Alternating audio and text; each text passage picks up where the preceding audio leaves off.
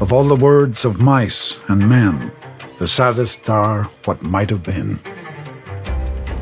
Mice and humans share virtually the same genetic blueprint. Of approximately 4,000 genes that have been studied, less than 10 are found in one species but not in the other. While these gentle creatures are considered excellent research models for humans, what if they've carried a deadly secret all along? In 2009, a paper in the journal Science rocked the scientific community.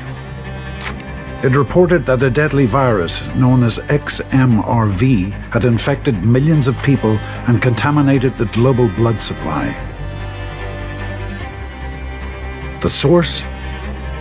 Mouse tissue, used in countless medical products for decades, starting most notably with the polio vaccine of the 1950s. XMRV, reported as chronic fatigue syndrome, was the biggest health crisis since HIV and AIDS. And then, all of a sudden, it wasn't.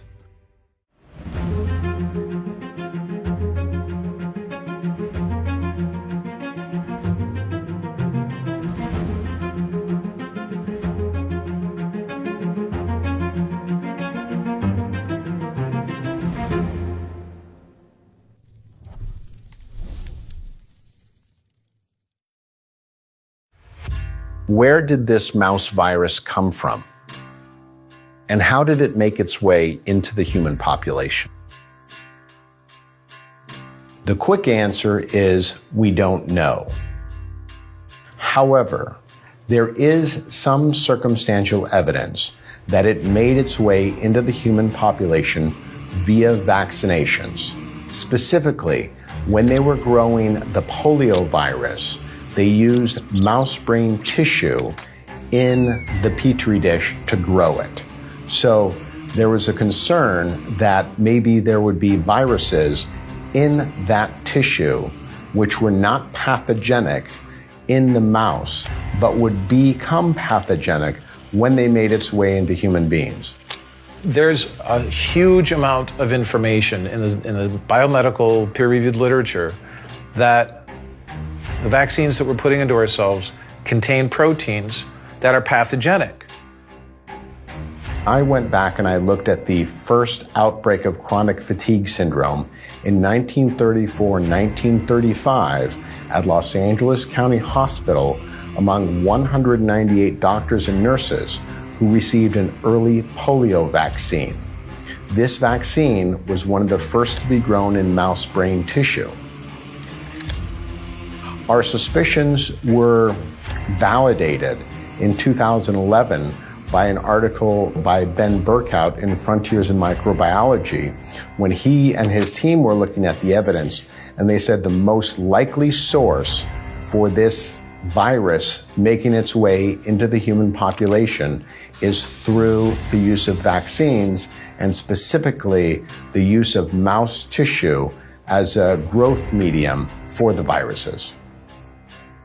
Everything comes down to a single question: whether the use of animal tissue and aborted human fetal tissue in the development of medical products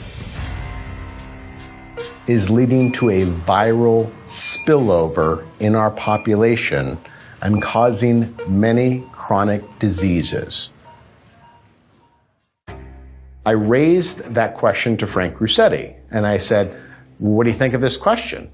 And he said that he had asked the same question as a young man, and he had been told that the human body was superior to any animal viruses it might contain coming back in that tissue. In that answer, I saw such hubris that I thought this may be how the human race is laid low, by such hubris and arrogance.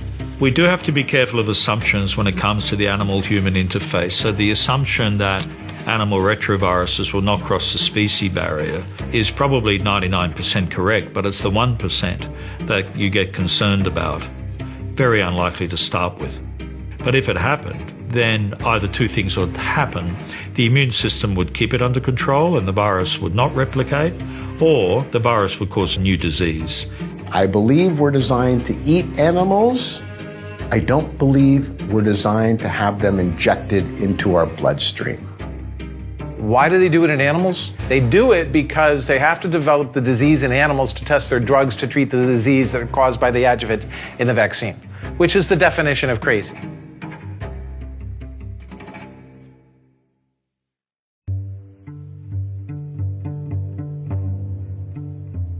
One of the biggest blows to the credibility of XMRV was a paper published in 2011 by Dr. Michael Bush, director of Vitalant Research Institute. The purpose of the study was to determine the extent to which the blood supply was contaminated and develop a diagnostic tool to test for XMRV infection. And it was really the results of that study which unequivocally demonstrated that all the other laboratories reported completely negative results on all the clinical samples from blood donors and chronic fatigue patients. An analysis of peer-reviewed papers debunking XMRV reveals that two of the most prolific authors, John Hackett Jr. and Graham Simmons, worked for two of the companies with the most to lose. Abbott Laboratories, which claims to have patents on XMRV, and Vitalant Research Institute, one of the largest blood center-based transfusion medical research programs in the United States. This shows clear third-party conflict of interest and pharma-affiliated influence within peer-reviewed journalism. Today, the debate over XMRV is overshadowed by a larger crisis: the growing divide between conspiracy theorists and anti-vaxxers on one side and the defenders of scientific orthodoxy on the other. Science has become dangerously politicized. So there's so much disinformation on so many sides of the aisle. The thing is that science itself is apolitical. The inferences that one makes from those conclusions, from that data, that's completely political. And while fanatics on either extreme rage against each other, millions of patients remain in the dark with little hope.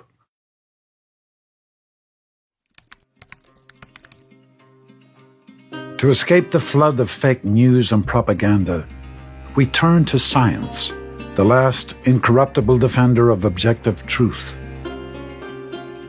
But public trust in science is rapidly eroding, and we suddenly find ourselves torn between two competing narratives. I think you're killing people.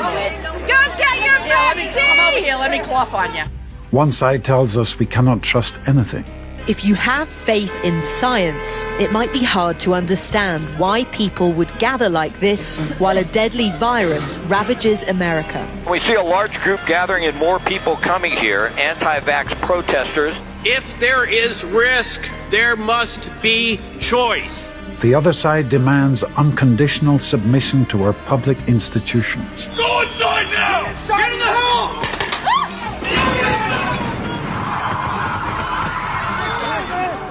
Mandating vaccines is the only way to get life back to normal and to protect those most vulnerable.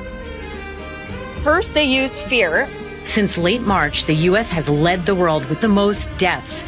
Then they use guilt. I've gotten the COVID vaccine. I have too. Then they use bribery. Think of this when you think of vaccination. You could win $1 million. $1 million. You've got these two sides which are polarized. And the one side, you know, the anti-vaxxers, I think, embraced an ideology of distrust to the point where nothing is going to convince them, no scientific evidence is going to convince them. Then you've got the other side, which is making the opposite mistake. You know, that all vaccines are safe and effective and to be trusted, and how dare you question them. The truth is somewhere in the middle, isn't it? In the sense that, well, some vaccines are safe and effective and some vaccines are not safe and effective, and it takes a lot of research to try to figure that out. The vaccine.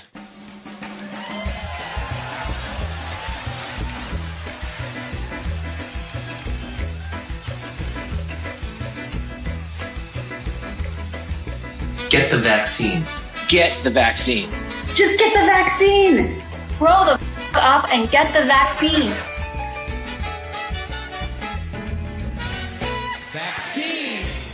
The anti-vaccination movement is very strong, and it's a voice, I believe, that needs to be listened to like any other voice.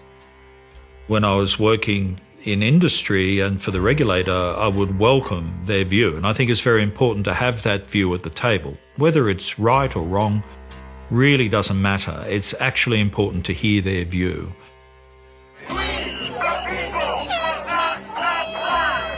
We can look at the view very carefully and point out any errors of fact. I find most of the time, unfortunately over 80% of the time, it really is an error in fact. Autism, for example, that's simply not true. High doses of chemicals being in vaccines, that's simply not true. If you believe the MMR vaccine contributed to, caused your child's autism, please stand up and raise your hand.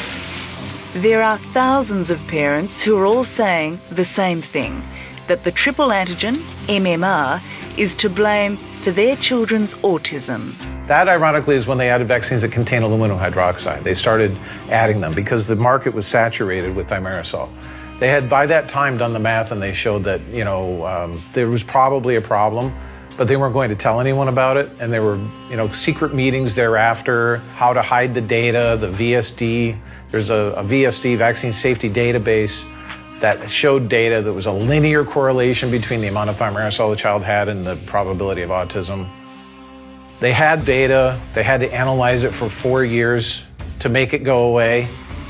There's, this email from Tom Verstraeten saying, hey, CDC, hey, guys, I can't make this go away. It doesn't matter what I do. And, the subject line in the email is, it just won't go away. We also have studies on aluminum toxicity in the human body. I've done 3 studies. They're peer-reviewed. They're not retracted. They can't retract them because they're really well done. And we found in the 3rd study, after we adjusted for kidney development, that kids on the CDC schedule are in whole body aluminum toxicity 100% of their days in the first year of life. 60% of our flu vaccines still contain thimerosal, and thimerosal is one of the immunosuppressants. It actually harms the ability of our body to fold proteins appropriately and present the antigen so that the immune cells can learn what it's supposed to attack. There's a great paper out there that shows it specifically inhibits that protein called ERAP1. Doctors injecting thimerosal into pregnant women should know about this. It's something that should be emblazoned on the CDC website. Doctors injecting flu vaccines into children should know about this. Thimerosal is ethyl mercury, and it's a neurotoxin. Aluminum is a neurotoxin, and it's an immunotoxin. Both of them are immunotoxins. The Code of Federal Regulations says you can't have those in there, but they do. The big problem with vaccines, though, is that they just aren't safety tested. The vaccines have an exemption that is not available to any other medicine or medical product. And HHS and its kind of spokespeople from the industry would say, oh, these guys are just lying about that. They don't know what they're talking about. They're mistaken. And so we sued HHS, and we said, okay, show us one study from any of those vaccines. And after about 1.5 years of litigation of stonewalling and sandbagging us, they came back and they acknowledged we don't have any. There are none, not one, for any of those vaccines that they're mandating for kids. You cannot get documents from the pharmaceutical companies about their safety tests on the vaccine unless the judge agrees, and they normally don't agree.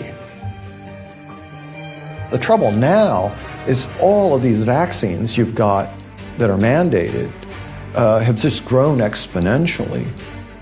And you've got now the regulators, they are treating the producers of vaccines as their clients. These things are not scrutinized with the same degree of care that I think they were many years ago. Vaccine manufacturers certainly have an incentive to put a safe product on the market, because if they put a product that was inappropriate on the market and actually harm people, it would have to be one withdrawn immediately, and that would certainly affect the company, its profitability, and so on, and more importantly, its reputation. So there's certainly nothing in it for a company to get it wrong. Anybody who even looks an inch deep into this will say that none of that is true. First of all, the vaccine companies have no incentive to make a safer vaccine because they cannot be sued. There is no liability for vaccine makers. In 1986, Congress passed the Vaccine Act, and the Vaccine Act freed all of the vaccine makers from liability. So no matter how grievous your injury is, no matter how toxic the product, no matter how negligent the company, no matter how sloppy their line protocols, you cannot sue them for injuring you. She had the first HPV vaccination at school. The following morning she woke up and she couldn't walk. It deprives the citizens of their Sixth Amendment right to a jury trial, okay? And someone ought to mount the litigation against this court. It's unconstitutional. You know, the Congress of the United States cannot, in fact, deprive the citizens of a legitimate cause of action against a pharmaceutical corporation that injures their family and their loved ones. You know, there's no reason at all. That's a Sixth Amendment right to a jury trial. Any lawsuit against a vaccine and the corporation that developed and distributed and makes the money on the vaccine, when any lawsuit is filed against them, that it's not allowed to be pursued in the regular federal district courts, that it's conveyed over to the vaccine court. Why is that particular industry, given functional immunity? There's probably good reasons for that, because no vaccine is 100% safe. There are always going to be some tiny small percent of people that have side effects or even, cause of death or whatever. Of course, I'm sympathetic to them. Somebody should be liable. 23-year-old Alexis Lorenz has been sharing her excruciatingly painful health struggle on social media. Fell asleep and woke up like this. And all they want to do is inject me with more stuff. On September 10th, Alexis was admitted to UCI Medical Center in Orange for treatment of PNH, a rare blood disorder.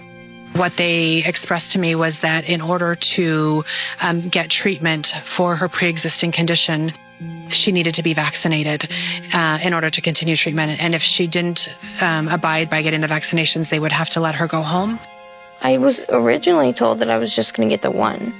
Out of nowhere, the nurse, the night that I was supposed to get the vaccine, she came in and she said, "Okay, I have your shots for you." And I was like, really confused, because like I said, I was only told I was getting the one. So she came over, she did one on this arm, the meningitis shot on this arm, and she did the pneumonia shot on this arm, and then came back to this arm and did the D-tap. My sister starts to see, she came up to me and she was like, "What's on your forehead?" And I was like, "What are you talking about?" She goes, "Did you have pimples there before?" And I was like, "No." And she goes, "There's tiny little red dots, like little tiny red dots all across your forehead and on the side here." And I was like, "What are you talking about?" And so we went to the restroom and I'm looking in the mirror and they're getting like bigger as we're in the bathroom. They're just getting like redder and redder. And I'm looking at them in the mirror, and then she goes, "Oh my gosh, your back," because I had the hospital gown on. And she looked at my back, and they started to go all over my back too. "Hello, my name is Alexis. The hospital gave me something that is making my face react like this." They started to progressively get worse. She lost vision in both eyes. She started bleeding out of her nose. She started vomiting. And then these purple patches under her skin started appearing at the top of her head and then just started spreading. And it's now covering pretty much all of her body. Samantha Lorenz has been by her sister's side the entire time. She alleges hospital staff were slow to address the adverse reaction. Within the night, it progressed so badly, but they did absolutely nothing about it. They should have started treating her right away. They should have started helping her right away. It is going Still no report is made, still no doctor is called. My whole forehead was purple. My eyes were getting bigger and puffier, and it started to be under my eyes were like filled, like all red and puffy. My sister took a look at my back again, and there was huge purple patches all over my back, and we've documented everything. We started taking pictures from the very first little tiny dots I saw. We have pictures of the whole process of how they grew bigger and bigger. Alexis gave UCI Medical Center permission to release her records and discuss her case with Fox 11 News. But despite repeated calls and emails, UCI Media Relations has not responded. I feel like she deserves so much better than what she's gotten. If you put just about every emotion that's bad all together, and then you put them in one person and say, here you go, watch your sister almost die and fry to death from the inside out. That's what it feels like. I've literally cried my eyes out so much that I feel like I don't know if I have enough tears left, but I'm about ready to cry as she's explaining all this. It's horrifying. Underneath all this, it's still very open. My neck has healed so much. The whole front of it. I knew that sometimes people have reactions to vaccines, but I didn't know it could be that bad. I had never met somebody who went through a vaccine reaction, so I didn't know it was that serious. It's gonna be a hard battle because they try and silence people like me a lot. But hopefully I can do something. I really hope.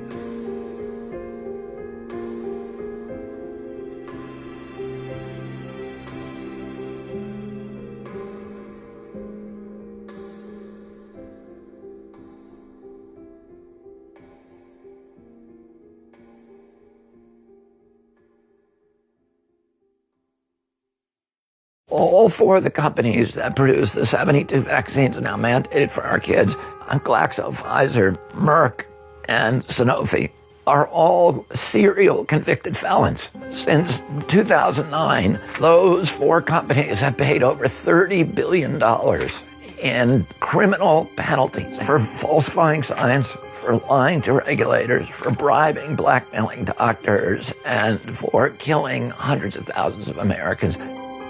Since its inception in 1986, the National Vaccine Injury Compensation Program has paid over $4.2 billion of taxpayer money to injured patients.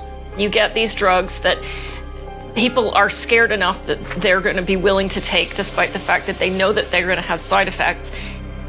If you want to see a perfect example of this phenomenon, just in real time, just look at what happened with the COVID vaccines. What was it? Took 9 months for these things to be approved using never before seen technology. Oh, you're not gonna, you're a dead end to the virus once you take this. Oh, oops, no, not quite. It'll prevent you from going to the hospital. Oh, oops, no, sorry, not quite. It'll prevent you from dying. Oh, oops, sorry, not quite. It will prevent you from getting long COVID. My brother-in-law's cousin was literally killed by the vaccine. Like, that was on his death certificate, which must be quite rare that they would actually list that as a cause of death. The vaccines are safe, tested, and effective. Life-altering injuries that they believe are from the vaccine. Both the AstraZeneca and the Pfizer COVID-19 vaccines have been linked to rare but potentially serious neurological complications. The once healthy 49-year-old became wheelchair-bound after developing a chronic neurological disorder called CIDP. He says the symptoms began 2 weeks after having his first AstraZeneca vaccination in 2021. For the past year, he's had Guillain-Barré syndrome, a rare disorder that's caused partial paralysis. His condition was likely triggered by the AstraZeneca COVID-19 vaccine.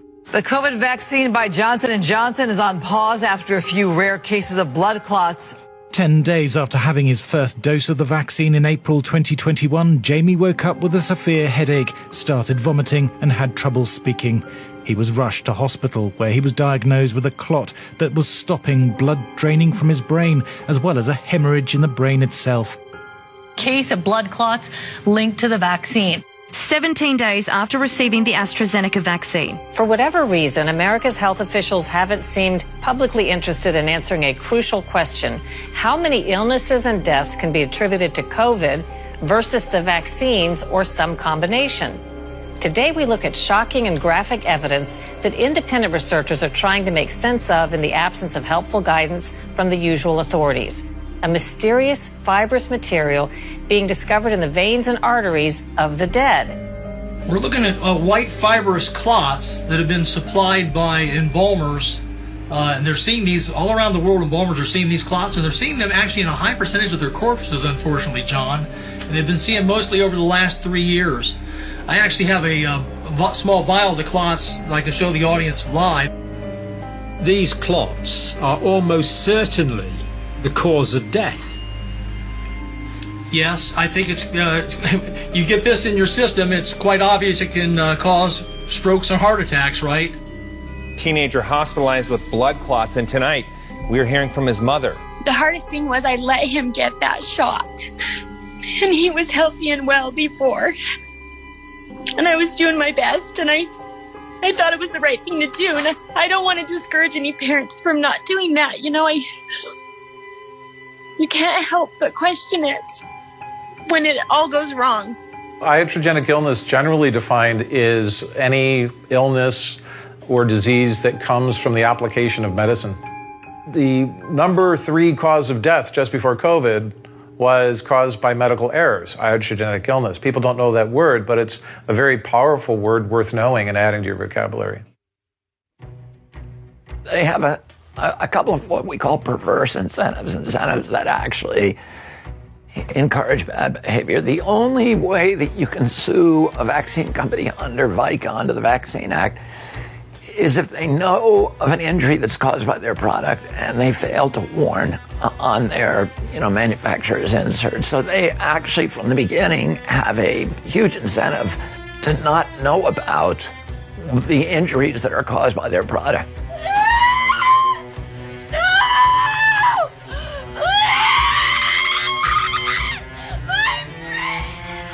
Because if they know about it, then they have a duty to warn, and you might be able to sue them. But if they don't know, then they're completely protected. So they have a very, very strong incentive to simply not study the product adequately.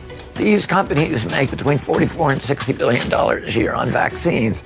They're making probably around $500 billion selling treatments and remedies for chronic diseases that are listed on their own manufacturer's inserts as side effects from vaccines.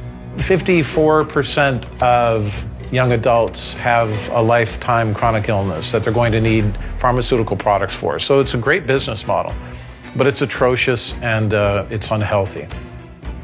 They're giving the kids these diseases and they're selling them the $600 EpiPens, the Adderall, the albuterol inhalers, the anti-seizure medications, the diabetes medications, the arthritis medications. That's where their real money is. And so that is a negative incentive for them to behave. Massive children's hospitals don't reflect a healthy population. They reflect a very sick population. You have to stop and you have to say, why are children's cancers so much more prevalent today than they were before? So then what you're weighing is you're weighing the health of the pharmaceutical company's budget and their profit versus the health of our children. And I know where I land on that. It's very, very important that they be absolutely safe. Do things go wrong with making vaccines? Yes, that can happen, and there's been a couple of examples. They're out of the blue. It's got nothing really to do with the company. It's something that's entirely unforeseen, that was not seen in the phase 1, 2, 3 clinical trials. They're completely immune from any kind of accountability for bad behavior, and they're not people who have moral restraints. We already know that. Behind every great fortune, there's a crime. Pharmaceutical giant Pfizer has raised its full-year sales estimate for the COVID-19 vaccine to $45 billion. This plague on the nation, this promulgated by the pharmaceutical industries and the American Medical Association and National Institute of Health, raises fundamental, profound questions about the objectivity of their scientific studies. Are we talking about a massive corruption of most of science, or are we talking about a tiny sliver, a 10%, not a 90%? Okay, I lean more toward the 10% of a problem. I don't think that there is any bottom here to the ethical decline of these companies. I'll give you one example, is Merck's Vioxx pill, which was a remedy for headaches and for pain from arthritis. To me, it was very disheartening to look at all that data that they had on Vioxx and show that they had these little subsets of studies showing there was harm here, harm here, harm here. But individually, no one study shows statistical significance.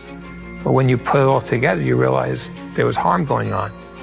There's an email from one scientist to another at Merck saying, by the way, how do we explain 50,000 heart attacks and strokes a year?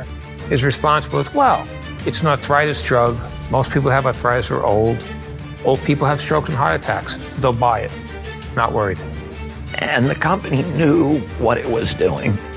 This report estimated that nearly 28,000 excess cases of sudden cardiac death had been caused by Vioxx.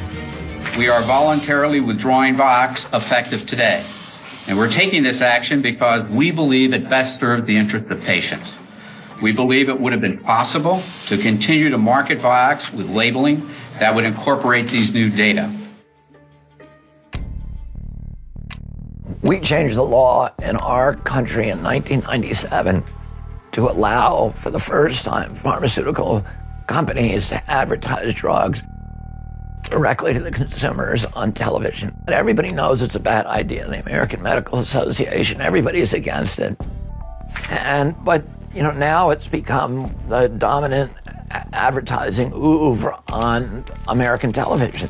Typically, there's 22 ads on the evening news, and about 17 of them are usually pharmaceutical ads, because it's an older audience, and they're the people who are actually listening to pharmaceutical ads and then, asking their doctors for those pharmaceuticals.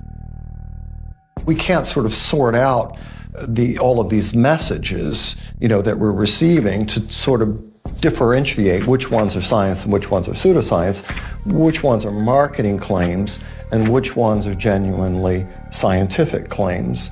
And it's because of these companies that are so powerful and so wealthy that they've muddied up the water so that we can't see clearly anymore. And this is what opened my eyes.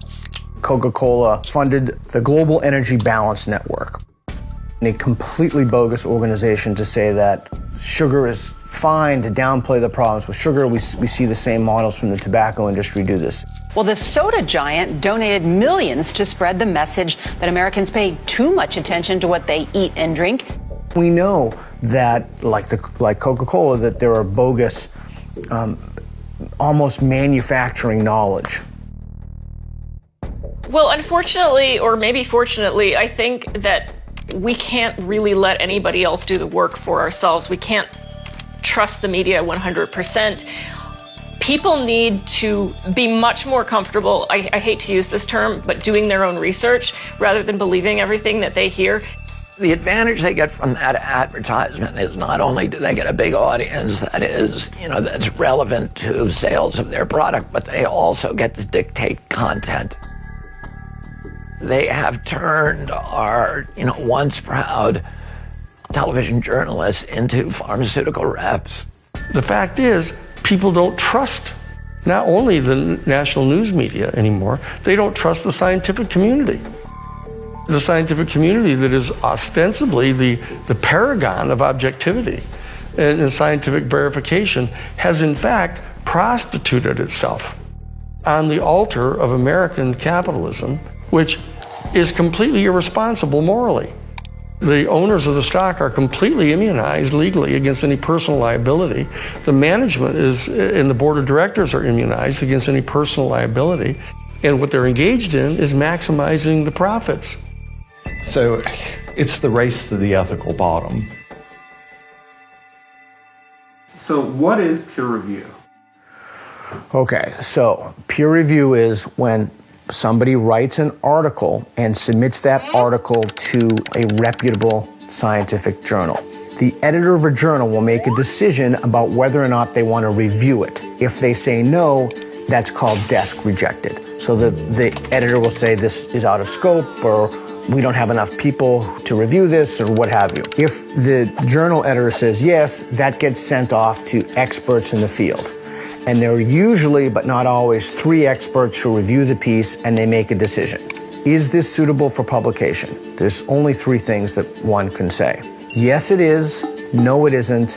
And it may be if subsequent revisions are made. So that way, when that article gets accepted, it becomes part of the canon. So that's a peer-reviewed process. It's very different, for example, from an op-ed from the New York Times or an article in Popular Mechanics.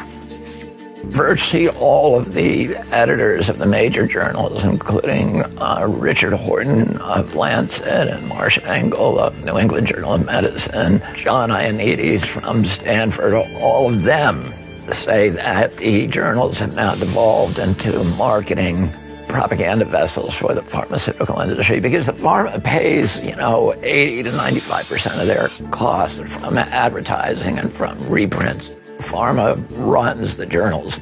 There are many reasons why people would want to keep false information or fabricated data or basically outright lies in the peer-reviewed literature. Probably the most important among those is the preservation of one's career and income. Most published research findings are wrong, which, I think that's just fascinating, because we have got to stop being dazzled and mystified by, science, and we know everything that, we don't. We don't. And a little humility would do us all a lot of good. And that includes the people, especially the people that are involved in the drug development and in, the science behind all of these different, disease states. Evidence-based medicine is really not functioning in the way in which it was designed to function, and it's because it's corrupted by the pharmaceutical industry. There is not a single large drug company that has not been guilty of fraud, and most of them have actually pleaded guilty and paid hundreds of millions, billions even, of dollars, which to them is just the cost of doing business, and then they just do the same thing over again. So they know what they're supposed to do. They know what the law is. Ethics is a very kind of a fine sort of a word to apply to what goes on in the pharmaceutical industry. It sounds good to us, but they know how to behave. They just don't find it profitable to behave that way. Members of Purdue Pharma's Sackler family testified publicly for the first time in years on Thursday, facing tough questions from lawmakers about their role in America's deadly opioid epidemic. The hearing comes after the bankrupt company pleaded guilty to 3 felonies and agreed to pay an $8.3 billion settlement. Activists say that punishment doesn't fit the crime, especially since this isn't the first deal struck with the Department of Justice. 3 of Purdue's top executives dodged indictments recommended by federal prosecutors as part of settlement in 2007. Since then, opioid deaths have soared, and the Sacklers have cashed in. Those profits, in my opinion, should be clawed back. You and your family should compensate the American public for the harm that you've caused, and you should be held fully accountable for your actions.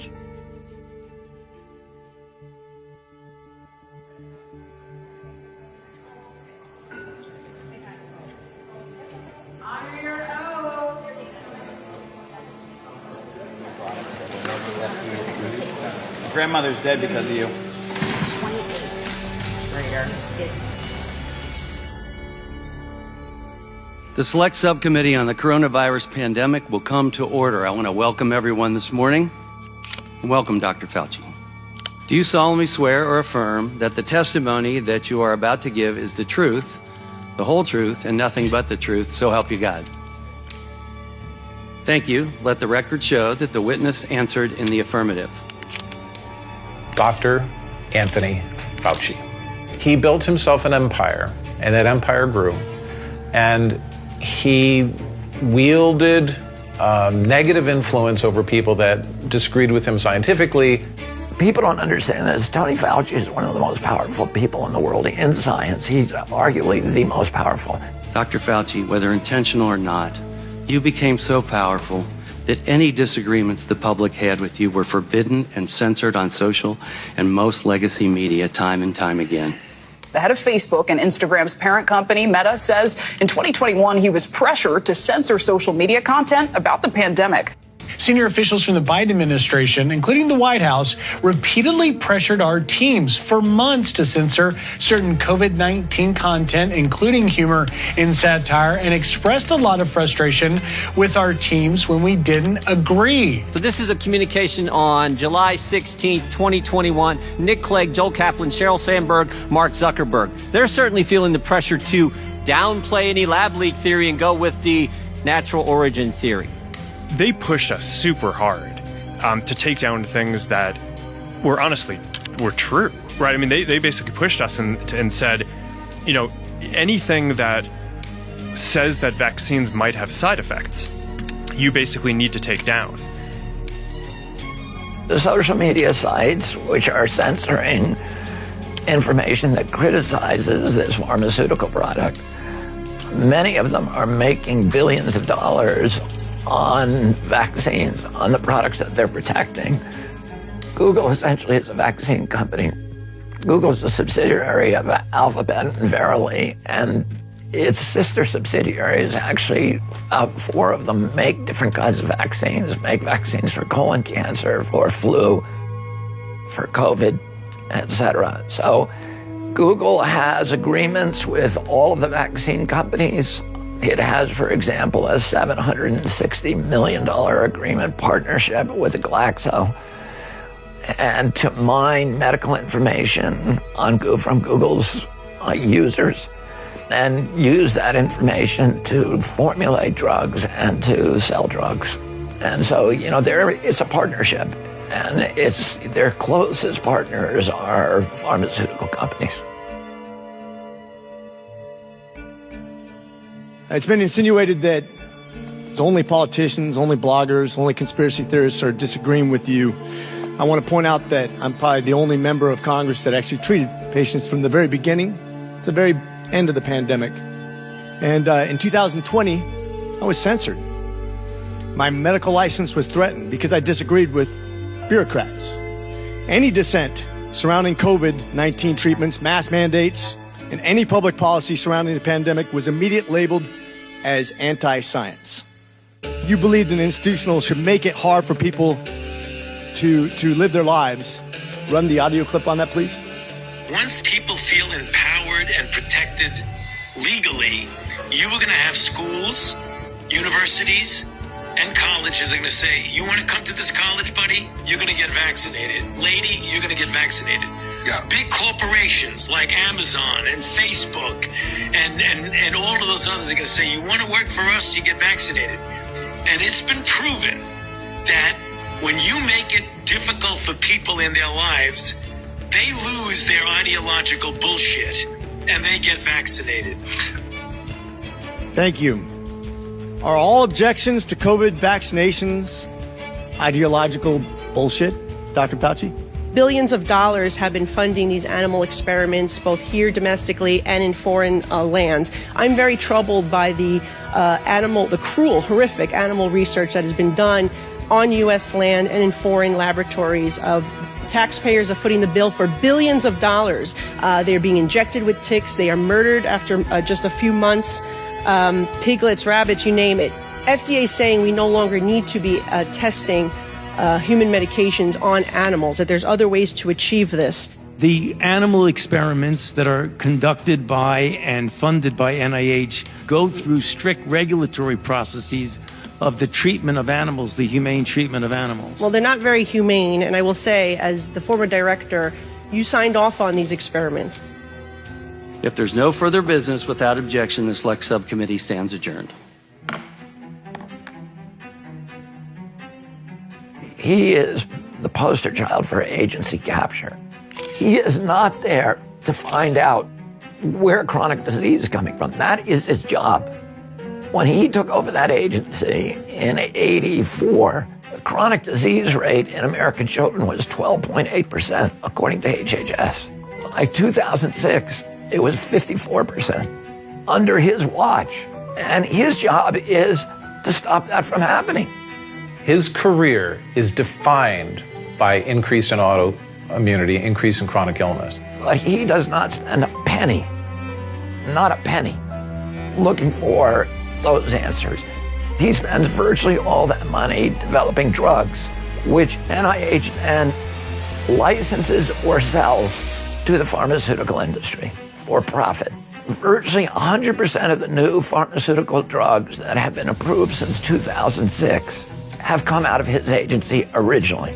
And when they come out of his agency under the federal law, any of his underlings who worked on that drug can file for a share of the patent and royalties that they're then paid for the rest of their lives, and their heirs are paid.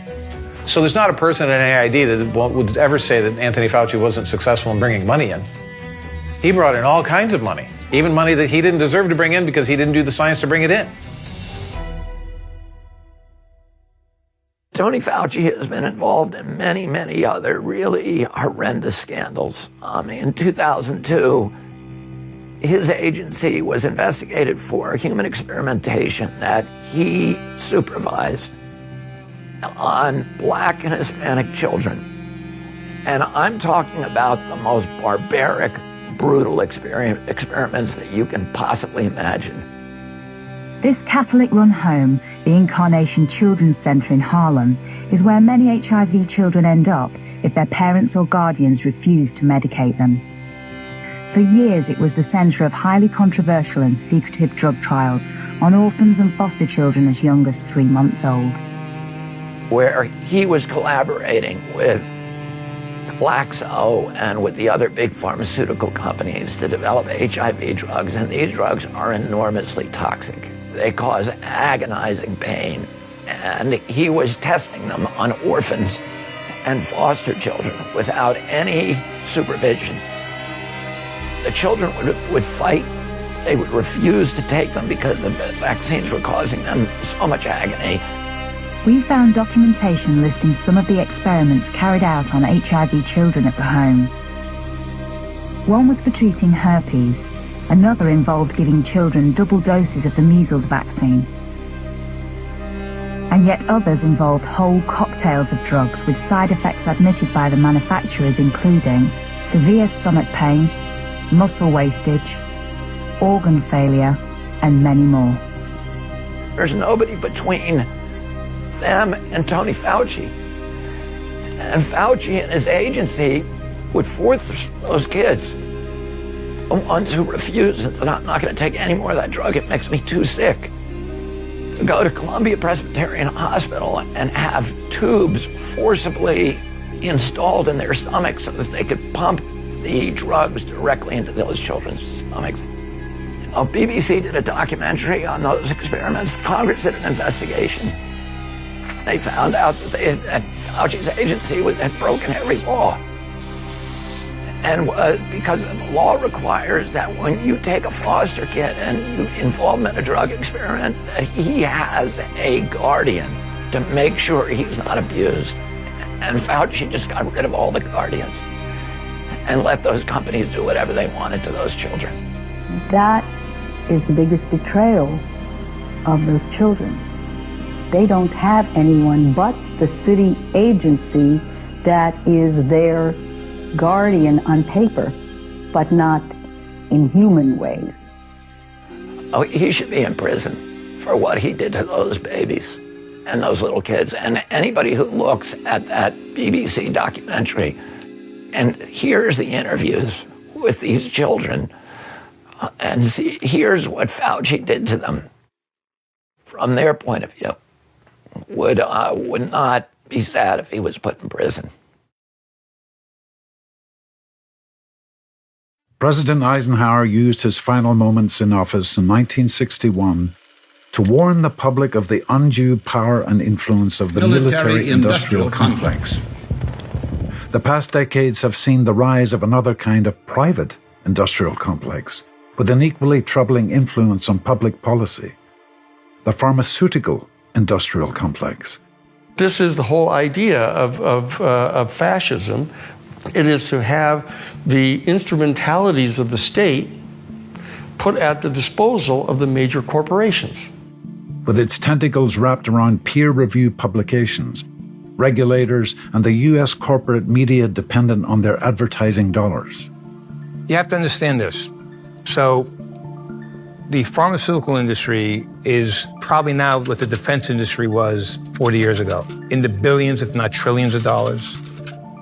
Scientists at NIH did receive $710 million in royalties, and I guess my question is, don't you think that if these experiments are made using American tax dollars, that any of those royalties, this nearly billions of dollars, should be going back to the American taxpayer, not in the pockets of the scientists? Do you believe that's a law that we should consider changing? If you want to change the patent laws and the Bayh-Dole Act, then go ahead. The Bayh-Dole Act of 1980 is the most influential piece of legislation to impact the field of intellectual property law in the 20th century. It permits universities and non-profit institutions using federal funds for research to retain the title on any patent issued. The Act enabled the pharmaceutical industry to offer direct financial rewards to individual faculty members in the form of consulting fees, royalties, and equity in companies, while simultaneously funding the faculty members' research. For instance, a 1987 grant from the National Institute of Health to Northwestern University of $682,000 resulted in the development of the drug pregabalin, the active ingredient in Pfizer's top-selling drug, Lyrica. Lyrica has earned the company over $50 billion since 2005. Northwestern University's endowment has become the 8th largest in the world, with over $12 billion of funds as of 2021. The Bayh-Dole Act transformed the culture within government-funded research, as universities began operating more like drug companies than impartial research institutions. According to the former president of NASDAQ, an estimated 30% of its entire value is rooted in university-based, federally funded research results, which might never have been commercialized had it not been for the passing of the Bayh-Dole Act. Any system like that, an institutional system, we're talking two working parts. You got the regulatory agencies, and then you have the research hospitals and universities. And I have to stand up for the research hospitals and universities, because if there's any guys with white hats, it's the 90% of people that are doing research at university hospitals for the right reasons, but they're in a bad way. If they go outside of the lane that's decreed by whatever person is like an Anthony Fauci, they literally get a call from the NIAID or the NSF or the NIH or the EPA and says, what are you doing over there? Why in the world are you behaving this way? We have to shut this person down. Get them in control or you're going to lose funding. Click. They have a vested interest in keeping people in place so that they continue to get more funding and more grant money. So it's a very serious problem to publish something that goes against the moral currents of the age. In 1955, over 10 million children received one or more injections of Salk vaccine. Bernice Eddy, around 1960, discovered a retrovirus in the Salk polio vaccine, simian virus 40, so they call it SV40, but it's extremely carcinogenic. In fact, scientists who study cancer today in laboratories all over the world use SV40 to expose rodents. It causes them to sprout tumors because it's so reliably carcinogenic. So she warned her bosses, and her bosses shut her down. So that's part of the culture at NIH, at people who complain. That's what happened to Bernice Eddy. They're driven out of the agency, and they're silenced, their laboratories are locked, and they're ruined as productive scientists. That's the institutional control. The persecution of scientists and doctors who dare to challenge contemporary orthodoxies did not end with the Middle Ages. It has always been and remains today an occupational hazard.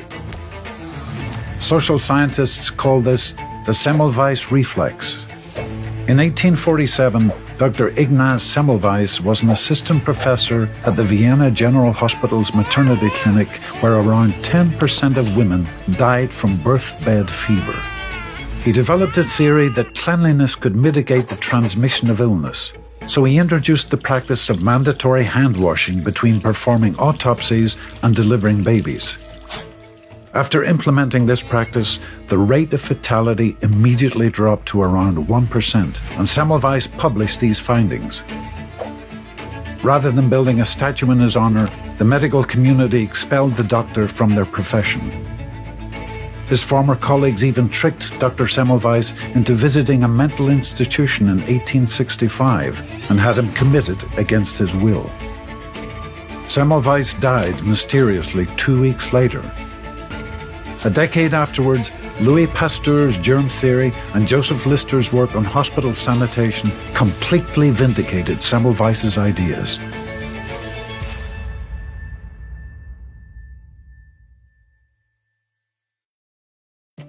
Every society needs its whistleblowers. They are a crucial check on the power of governments, corporations, and other powerful organizations. Government agencies really do connive to do nasty things to their citizens.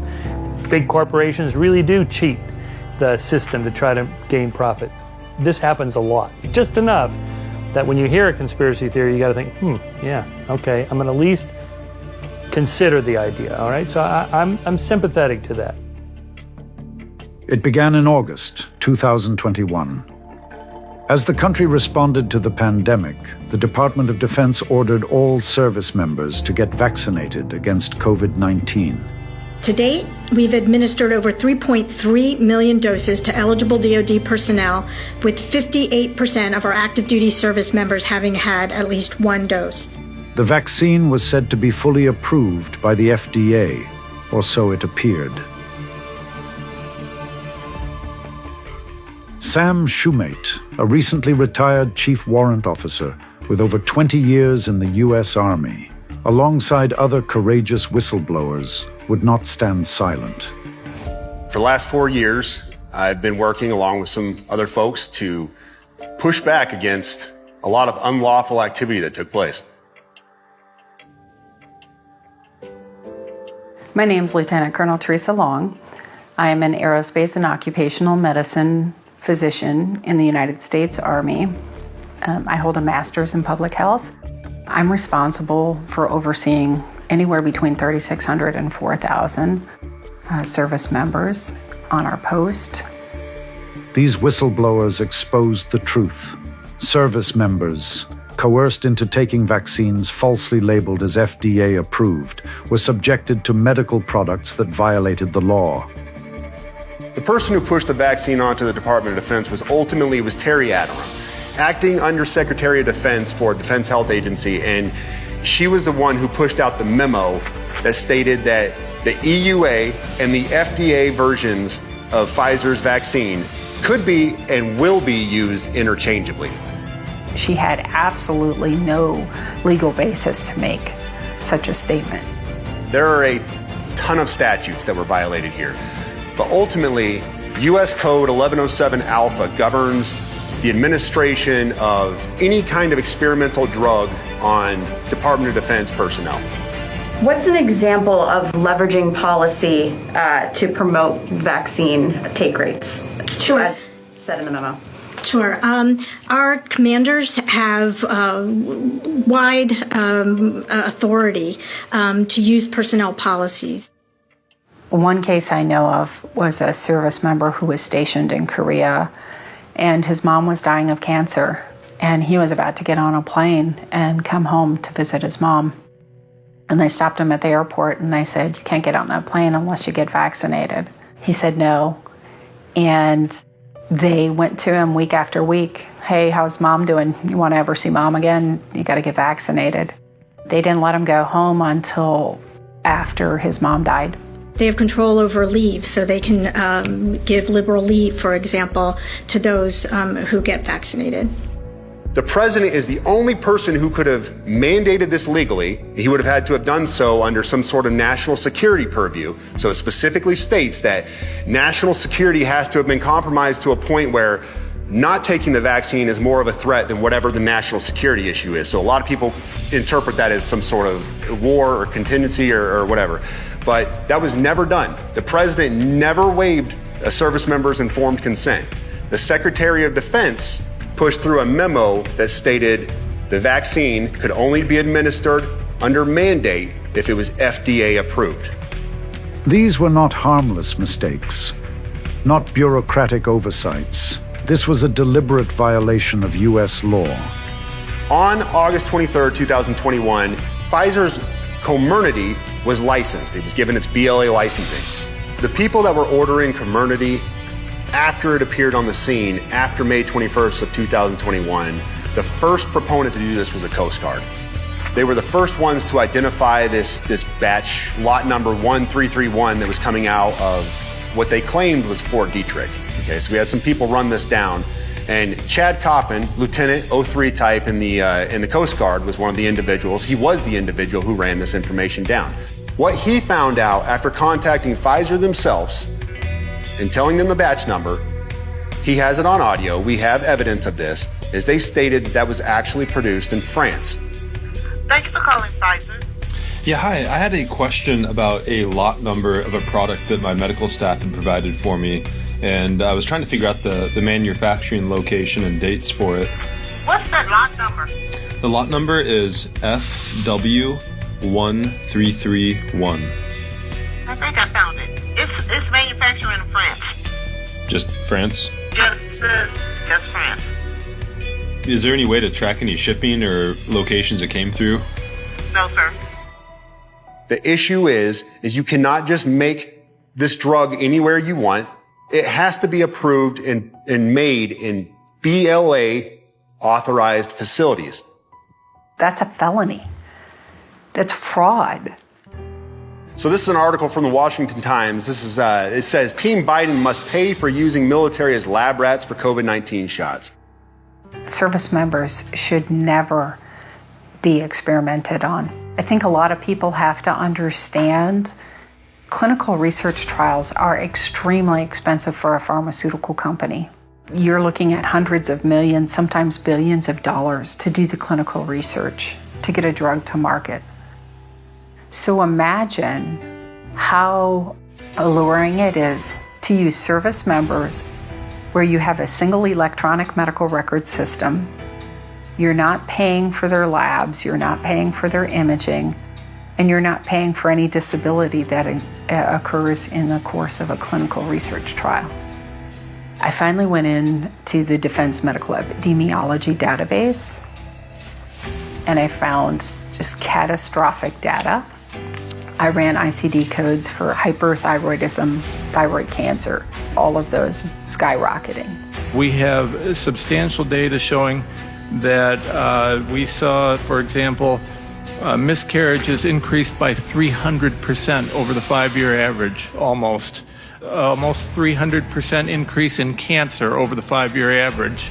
Neurological issues which would affect our pilots, over 1,000% increase. 1,000. 10 times. That's 10 times the rate, and obviously that 83,000 per year. 82,000 per year to 863,000 in 1 year. Our soldiers are being experimented on, injured, and sometimes possibly killed. I handed that information over to Colonel Pete Chambers, Major Sam Sigaloff, and Lieutenant Mark Bayshaw, and presented that data to Senator Johnson. Our government officials talked about them not being particularly honest, not being particularly transparent. We invited them all here. Representatives from the heads of the CDC, Secretary of Defense Austin, Secretary of Labor Walsh, Secretary of Transportation Buttigieg, FDA Acting Commissioner Woodcock, HHS Secretary Becerra, NIAID Director Fauci, NIH Director Collins, together with the CEOs of Johnson & Johnson, Moderna, Pfizer, and BioNTech. None of them showed up. In the course of the last 2 years, I have seen more pathology than I have in my entire medical career. It has been a whole litany of things, tons of cardiac issues, myocarditis, pericarditis, arrhythmias, AFib. We have about 5 cases of AFib in the brigade. The COVID-19 vaccine that came out with mRNA has, I think, unleashed a storm of new types of autoimmunity in that the specific types of proteins that we're going to see people will have cross-reactive antibodies to. That means that they have autoimmunity from the vaccine, include a heart protein called titin. You need titin to function properly as a heart cell, right? And if you end up with an autoimmune attack against the heart muscle, you're going to get an infusion of immune cells. You're going to get it, they're going to invade your heart tissue, you're going to get inflammation, you're going to end up with myocarditis. And what is shocking is not only the litany of medical problems, but the fact that these are people that are selected from the general population in the United States, not only to come into the military, but then they pass the most stringent criteria. These are people that are very well vetted from a health standpoint by the time they get to us. And then we're seeing these kind of problems, and we're seeing things like AFib where they have no risk factors, and this isn't the demographic. This vaccine mandate was more detrimental to medical readiness than the 20-year war in Iraq and Afghanistan. I don't know which did more damage, the infection or the immunization, the disease or the cure. America doesn't know what the Department of Defense is doing to its sons and daughters actively in real time. You think about sending your son and daughter off to fight a war. They're not going off to fight a war, they're going off to be injected with a drug so that somebody's stock portfolio can go up and make a lot of money off of them. That's crazy to me. So you gotta ask yourself all those questions. Who is benefiting off the welfare of my son or daughter when they go to serve their country? It's not the country. This is the CDC telling me there's 8,853 adverse event reports on service members. And look at, from February to May, 34,512. 24-year-old Army National Guard specialist, Carolina Stancic. She says, like many in the military, she was urged by superiors to take the COVID vaccine. So she did, not unusual. She immediately suffered severe adverse reactions, 3 heart attacks thereafter, and a stroke, okay? Young, strong, fit for duty. The Defense Department refused to cover her medical expenses. According to a new report, the Department of Defense now acknowledges that Carolina's debilitating heart condition, called POTS, may have been caused by the COVID vaccine, and that her developing the heart condition was considered, or is now considered, a line of duty injury. She takes 27 pills every day after suffering her first heart attack while on active duty. Did you have heart issues before you joined the military? Not a single heart issue. I could run 10 miles at a time, play basketball, and now I have trouble just standing up. What's to blame? I mean, the only thing that would have changed was the COVID vaccine, and that's when everything flipped upside down for me. Government records obtained by our investigative team confirm Stancic has a serious heart condition, and her case may open the door to service members who believe they were harmed by the Defense Department's COVID vaccine mandate. According to this Army memo, your debilitating heart condition can be caused by either COVID-19 infection or the COVID-19 vaccine. Have you ever tested positive for COVID-19? I don't have a single positive test for COVID-19. So is this Army memo an acknowledgement that your heart condition is the result of the COVID vaccine? It 100% is an acknowledgement that it was a result of the vaccine.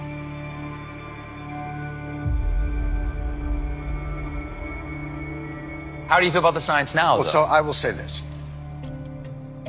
And I honestly mean this. I think we owe a great debt of gratitude to science. Science has, in many ways, helped ease the suffering of this pandemic which was more than likely caused by science.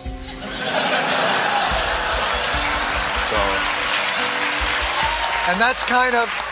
Hold on one second. What do you mean by it? Do you mean like perhaps there's a chance that this was created in a lab, there's an investigation? A chance? Well, oh my if God. there's evidence, I'd love to hear it. There's I just don't know. A novel respiratory coronavirus overtaking Wuhan, China. What do we do? Oh, you know who we could ask? The Wuhan Novel Respiratory Coronavirus Lab. The disease is the same name as the lab. There's been an outbreak of chocolatey goodness near Hershey, Pennsylvania. What do you think happened? Like, oh, I don't know, maybe a steam shovel mated with a cocoa bean. Or it's the chocolate factory. Maybe that's it. That could be. That could be.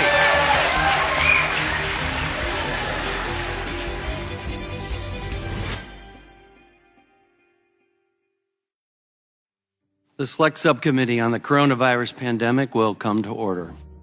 The COVID-19 pandemic highlighted the debate regarding the risks and benefits of a type of high-risk research, specifically what is known as gain-of-function research. The public was largely unaware of the existence of this area of research, let alone the fact that they were funding it. The laboratory work where this research was actually occurring was outsourced by EcoHealth Alliance to the Wuhan Institute of Virology in China. Our witness today is Dr. Peter Daszak. Dr. Daszak is the president of EcoHealth Alliance, Inc. Chairman Winstrup, Ranking Member Ruiz, distinguished members of the Select Subcommittee on the Coronavirus Pandemic, it is a privilege to come before you today to discuss the vital research that EcoHealth Alliance conducts globally and to answer your questions about our work. In 2018, did you submit an application for funding to DARPA for a project entitled Diffuse? Yes, EcoHealth Alliance submitted... On this proposal, did you collaborate with Zhengli Shi from the Wuhan Institute of Virology? Yes, they were involved in the proposal. A draft of the Diffuse proposal was released via FOIA and had some comments in it. The first comment is up on the screen. It has the initials PD. Did you write this comment? Yes. The proposal says that Dr. Barrick would reverse engineer spike proteins to test their capacity to cause disease. Dr. Daszak, why did you decide not to name the Wuhan Institute of Virology in disclosures of your coronavirus work in China? And at one point, you agreed with your colleagues that you should not sign the statement and offered that you would release it, quote, in a way that doesn't leak it back to our collaboration.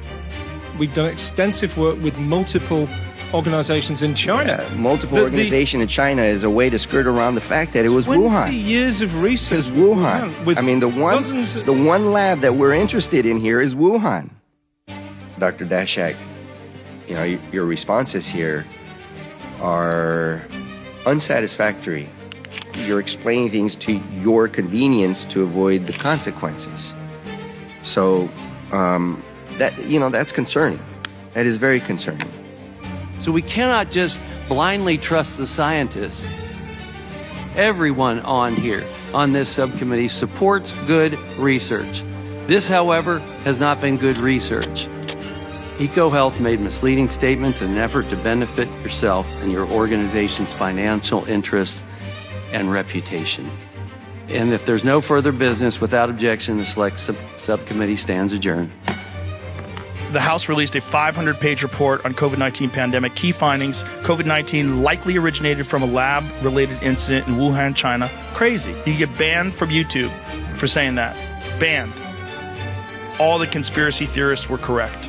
Every single one of them. No repercussions, no retractions, no apology from Rachel Maddow. None of it. On December 4th, 2024, the Select Subcommittee on the COVID-19 pandemic's findings reveal an unsettling reality.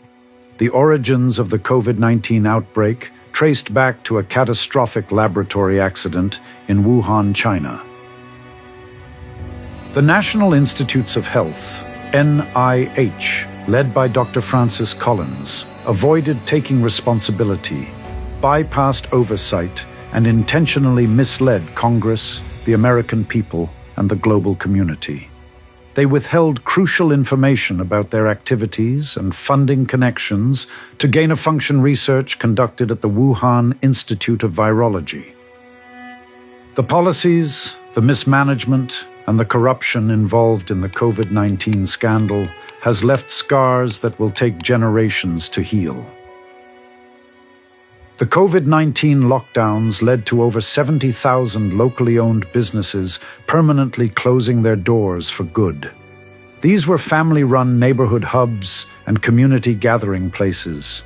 The closures didn't just harm the economy, they shattered dreams and left millions of families struggling to survive. And then there was the human toll. Depression rates skyrocketed as isolation, uncertainty, and economic despair took hold. Calls to suicide hotlines surged.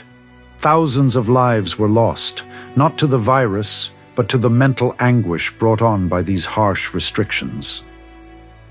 Meanwhile, billions of dollars were being spent on vaccines promoted as the only path forward. But the report reveals these vaccines, rushed to market, were dangerous experiments. Adverse effects were downplayed, safety concerns were ignored, and public health officials silenced dissenting voices. And yet those responsible for these policies continue to evade accountability. The cost wasn't just financial, it was emotional, societal, and deeply human. We cannot change the past, but we can demand transparency and accountability for the future. We cannot bring back every loved one we lost, but we can honor their memory by seeking and upholding the truth.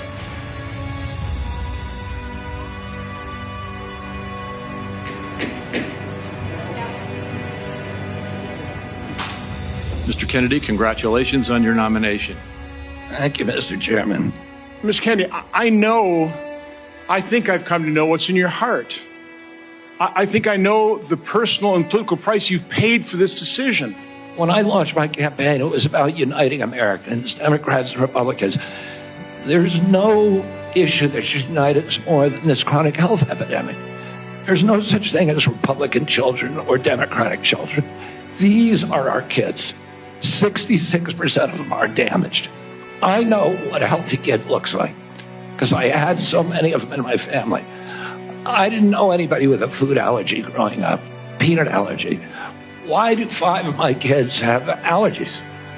Why are we seeing these explosions in diabetes, rheumatoid arthritis, neurological diseases, depression, all of these things that are related to toxic environment? Why can't we just agree with each other to put differences about so many issues, intractable issues aside, and say, we're going to end this, and there's nobody who will fix it the way that I do, because I'm not scared of vested interest. I don't care. Mr. Kennedy, I look forward to working with you. Thank you, Mr. Chairman. We're adjourned.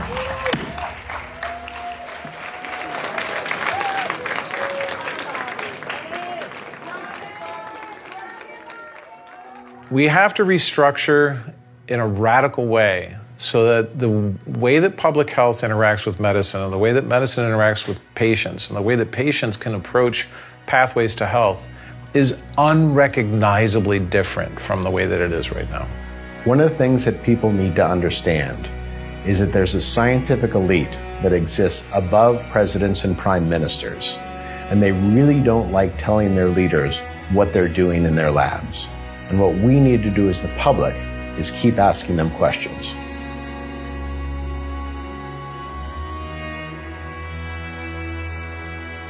This is not the end of our story. This is the beginning of a new chapter.